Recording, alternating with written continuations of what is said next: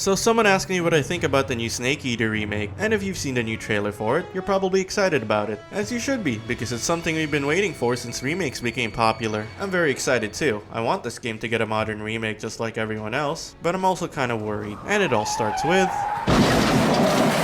Konami has confirmed that the game will be developed by their own staff along with Virtua Studio, and it'll be their first major game project since the Phantom Pain in 2015. Since then, Kojima left to make his own studio, and much of the team that used to work for Konami have gone with him. Because of this, Konami have only made pachinko machines using their IPs, and cinematics for those pachinko machines. Really good cinematics. For nearly 10 years now, and the studio helping Konami, Virtuous, have plenty of experience helping different dev studios create cinematics and animations for AAA games. So I don't doubt that the Snake Eater remake will look absolutely gorgeous. However, let's not forget that the only other time they tried making a game without Kojima, this piece of shit happened.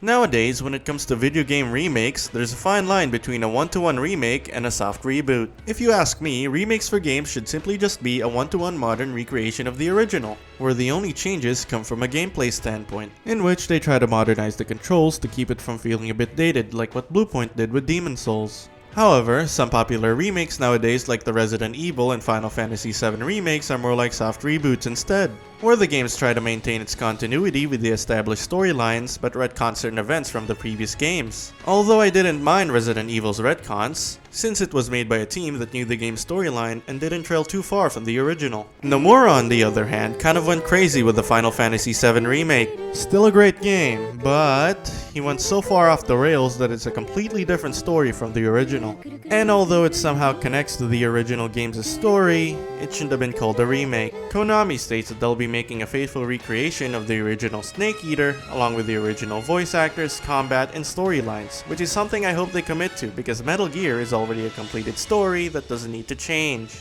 Certain gameplay changes I'm open to, like removing the half button press mechanic and the D-pad walk, replacing it with something modern.